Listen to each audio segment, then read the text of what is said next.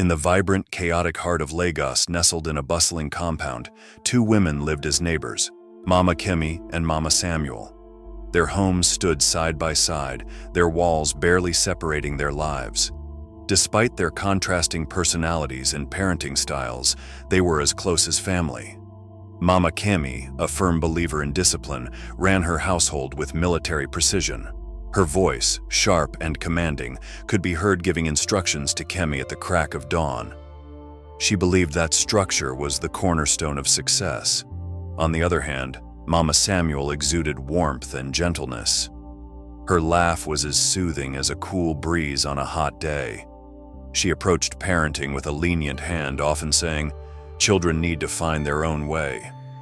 Despite their differences, the two women shared a bond forged by years of mutual respect and countless cups of tea over gossip, laughter, and shared worries about life. Their children, Kemi and Samuel, were a reflection of their mother's relationship. From toddlers who squabbled over toys to preteens who shared everything, the two were inseparable. At 12 years old, they had become like siblings, their bond unshakable. The compound's dusty yard often echoed with their laughter as they raced through games, crafted imaginary worlds, and exchanged secrets. Life, though not perfect, felt simple and joyful. Samuel's wish. One evening during a quiet family dinner, Samuel nervously voiced his thoughts. "Mama, I need a phone. Everyone in my class has one and I feel left out." Mama Samuel froze mid-bite, her spoon suspended in the air. "A phone? At your age? Samuel, you're too young." "But Mama," he pleaded, "it's not just for games. I can use it for my studies too. There's so much I could learn." She sighed, torn between his earnest expression and her doubts. After a moment, she decided on a compromise. "All right, Samuel, if you can come first in your class this term, I'll buy you a phone, but you must prove you're ready for that responsibility." Samuel's eyes sparkled with determination. From that night, he became a different boy, dedicated, focused, and relentless. Kemi teased him mercilessly. "You really think a phone is worth all this effort?" she quipped during their evening study sessions. "You'll see," Samuel replied confidently. "I'll prove I deserve it." When the term ended, Samuel walked into their home clutching his report card like a trophy. "Mama, look. First position." Mama Samuel's face lit up with pride. True to her word, she handed him a sleek new iPhone. "You've earned it, Samuel. Use it wisely." The start of curiosity. The phone quickly became Samuel's prized possession. He explored its endless possibilities, playing games, watching cartoons, and discovering apps. Kemi often joined him, their laughter filling his small room as they shared funny videos and silly games. One sunny afternoon, their innocent curiosity led them to a corner of the internet neither had ventured before. While scrolling through apps, Samuel paused. "What's this?" he asked, tapping on an unfamiliar icon. The screen opened to a gallery of videos with strange thumbnails. Intrigued, Samuel clicked on one. The video began to play, showing adults behaving in ways that children didn't understand. "What are they doing?" Kemi whispered, her voice laced with confusion. "I don't know," Samuel replied, furrowing his brow. "I've heard older boys at school talk about stuff like this." Though they didn't fully understand, the mystery of the videos drew them in. "Let's not tell anyone about this," Samuel said firmly. Kemi hesitated, but eventually nodded. Deep down, both felt an unease they couldn't shake. A secret world. Their afternoons shifted.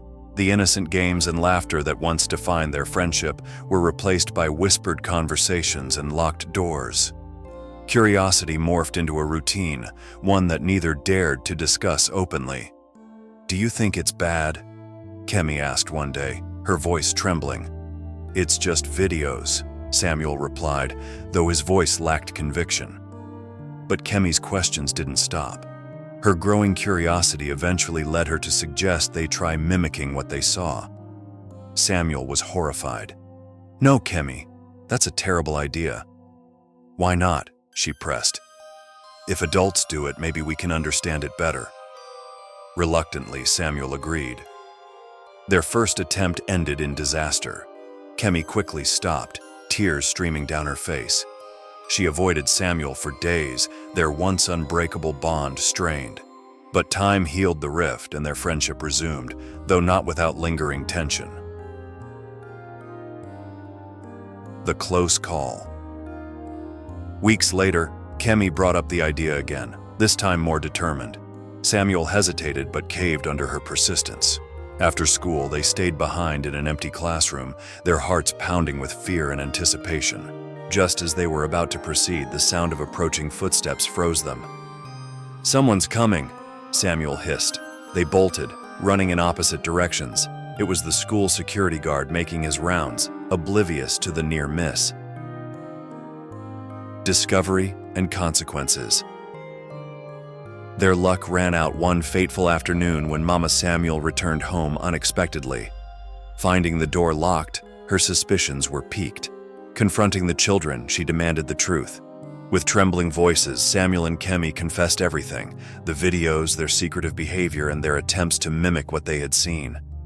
Mama Samuel was heartbroken. Guilt washed over her as she wondered how she had missed the signs.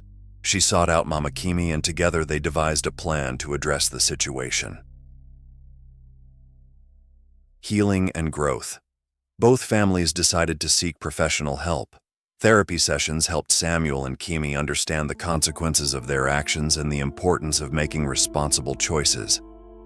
The bond between the families, however, was irreparably changed.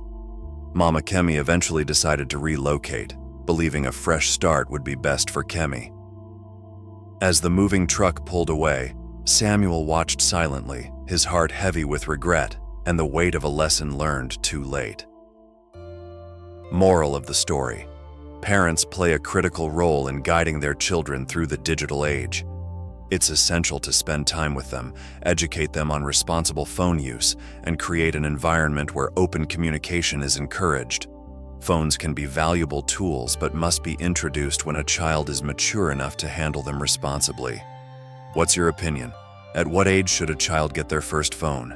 Let us know in the comments.